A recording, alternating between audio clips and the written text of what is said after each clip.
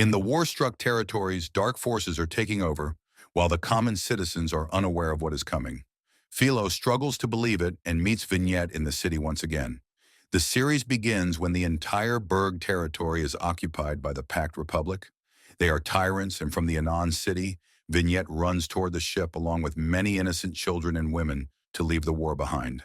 However, along the way, a large military camp of the Pact detects their movement and begins to follow them. They are numerous and kill all the females and children in their path by shooting them. In the end, Vignette manages to reach the edge of a cliff and saves her life by flying toward the ship using her wings. It has been many years since Vignette has been helping people escape Anon, but now she asks the captain if she can leave the city forever. The captain retaliates and refuses to take her along. She must pay for the journey, but she does not have the money. They argue, and suddenly the Pact forces attack their ship. In a hurry, the captain tells his men to lock her in the lower part of the ship. Before leaving, a man gives her the address of someone she wants to search for in Row.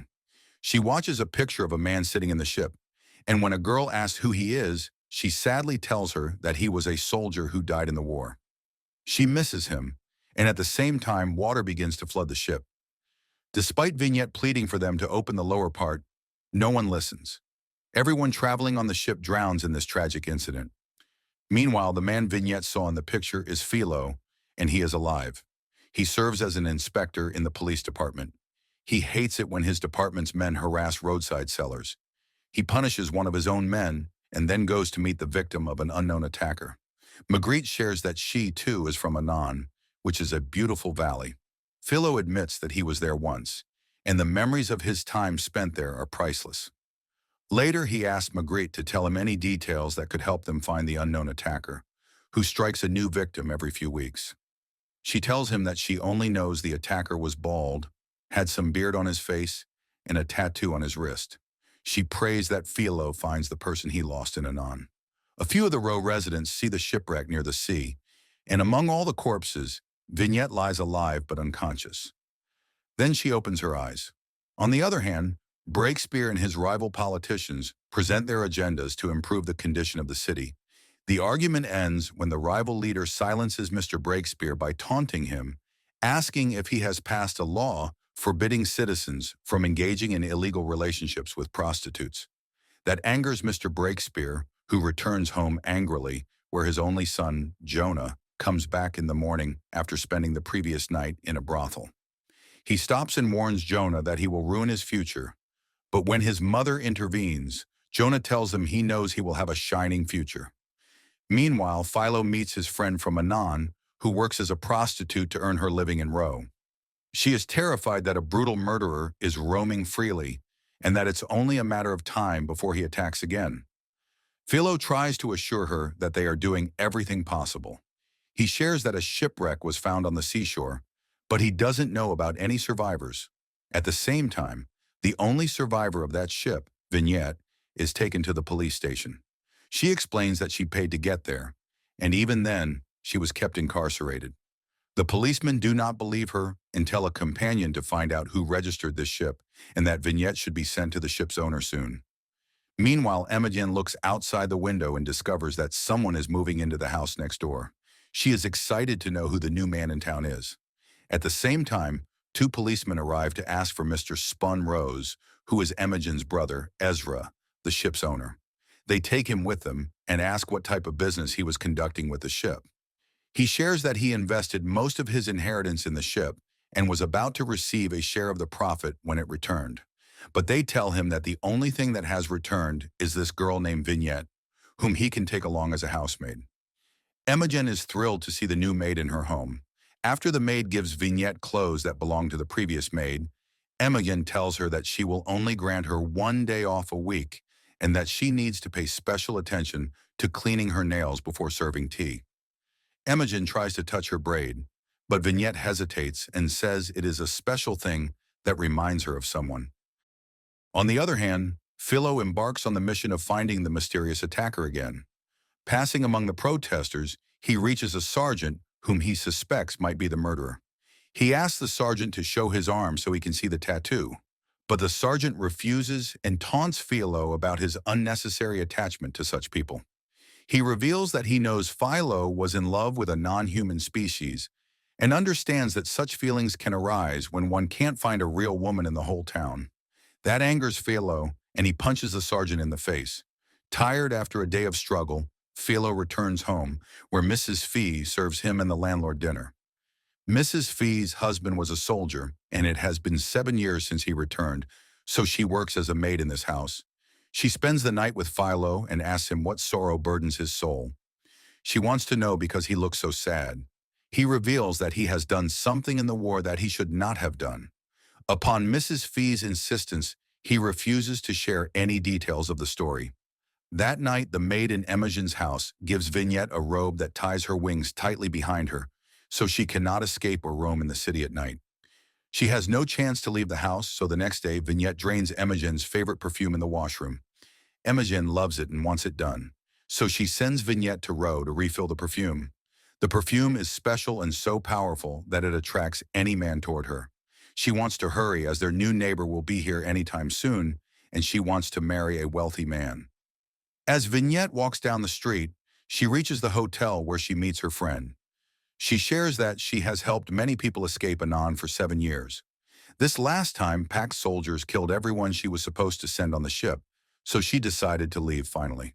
Her friend sees Vignette's braid, which she has grown as a reminder of Philo after his death. But her friend reveals the truth. He is alive and working as an inspector in this city. Philo grows increasingly anxious as he cannot find the killer. He asks his officer for permission to search the policeman for the tattoo, but the officer refuses to grant it. Angry, Vignette cannot accept that Philo escaped after deceiving her about his death. All the Berg people usually cheat Anon residents, but she won't let Philo forget what he did to her. As soon as Imogen confirms that the new owner has arrived next door, she quickly goes there with her brother. But all her excitement fades when she discovers that he is half animal, half human. That night, Jonah invites Vignette's fairy friend to spend the night. But as soon as he falls asleep, someone wakes him up and kidnaps him from the room. On the other hand, Philo searches for the killer in the local pub and suspects one of the policemen as he matches the description of the attacker. As soon as Philo uncovers the man's forearm, he sees a tattoo that confirms he is the mystery killer. When Philo tries to arrest him, the man runs out of the bar, and Philo follows him. He crosses every hurdle and jumps across the roofs to reach the man. However, the man stops at the edge of the building and says that he only wanted to stop the dark forces working underground. Those who come from darkness have exceptional powers. They need to be stopped, but no one is ready to prepare for the upcoming disaster. As he says this, he jumps off the building and dies. That night, after making sure Imogen has gone to sleep, Vignette removes her corset that has tied her wings and flies through the city to search for Philo. Meanwhile, Philo refuses to spend time with Mrs. Fye that night, as he is disturbed by witnessing a suspect commit suicide. When she asks him about the ache in his heart, he refuses to share. Later that night, Vignette searches and enters Philo's house with a knife to kill him. She holds the knife to his throat and demands to know why he lied and fled without telling her. Philo tells her that he did not want to break her heart and that she can kill him if she wants. But she begins to cry and cannot bring herself to do it, so she returns home. That night, a woman finds a flute among the shipwreck and stands at the edge of the tunnel. Suddenly, an inhuman creature appears and pulls her into the tunnel while she screams for her life. Vignette returns to Imogen's home before anyone can discover that she fled the previous night. She has tears in her eyes and leaves the knife in Philo's room, which he picks up and safely keeps in his drawer. Mrs. Fee is hurt too and behaves formally.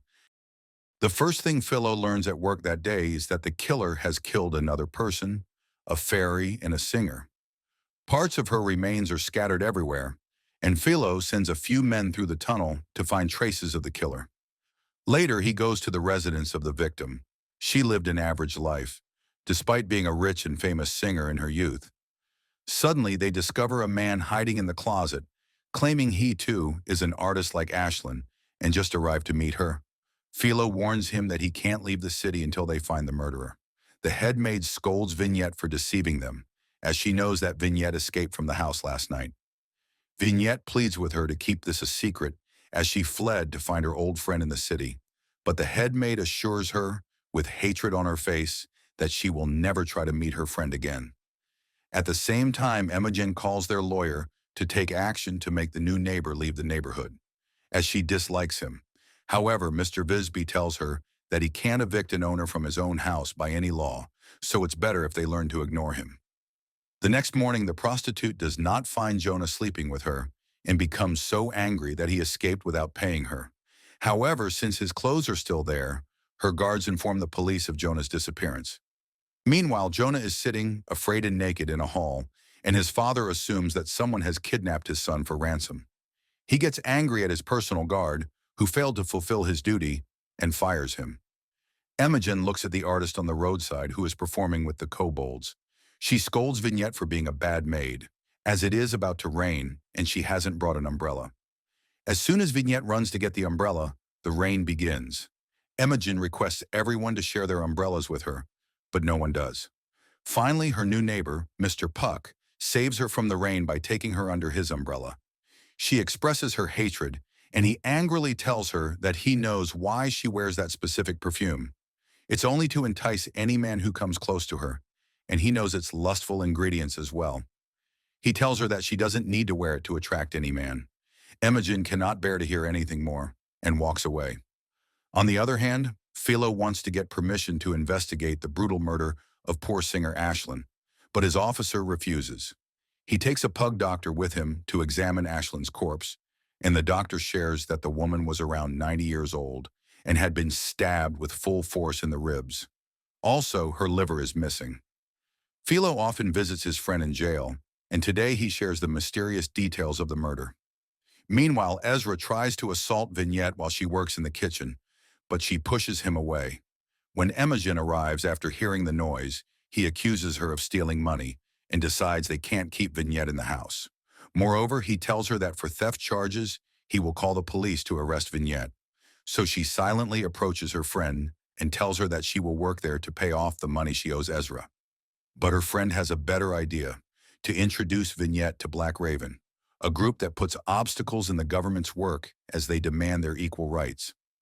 On the other hand, Breakspear's wife brings an old fortune teller to help them find their son. He does not want to believe, but his wife insists, so the fortune teller asks Breakspear to sacrifice the most precious animal in the house. Breakspear is reluctant, but sacrifices his most beloved bear. Afterward, the fortune teller reveals that someone very close to their family has kidnapped Jonah. Vignette's friend takes her to Black Raven, who demands that she complete a difficult task to test her loyalty before allowing her to join their group. She is asked to bring the government's flag from Cambrai in front of all the police. Philo overhears someone saying that a pixie fairy has broken the agreement, and they are here to file a complaint. He becomes alert, thinking it could be Vignette. After confirming, he rushes to the Spun Rose house and pays Ezra the full amount to free Vignette. Imogen is unaware of what her brother did and resists, but Ezra signs the paperwork. Philo now has an idea of what Ezra would have done to her and assures him before leaving that he knows. Imogen complains about freeing Vignette, which angers Ezra. He complains that she spends a lot of money on clothes and lifestyle, while they have nothing left because he invested all their money in the ship, and his investment drowned with it. Imogen is devastated, realizing she trusted her brother and he deceived her. Now he plans to get a loan from the bank for another investment by mortgaging their house. Meanwhile, the fortune teller lied to Mr. Breakspear about sacrificing a valued thing at his wife's request because she hated that bear. In fact, she kidnapped Jonah. On the other hand, Imogen feels that she should invite Mr. Puck for tea after her conversation with her brother. She receives a message from him that he will happily join her the next day. Vignette takes her friend to the hall and flies into the air to get the flag, while her friend distracts the police.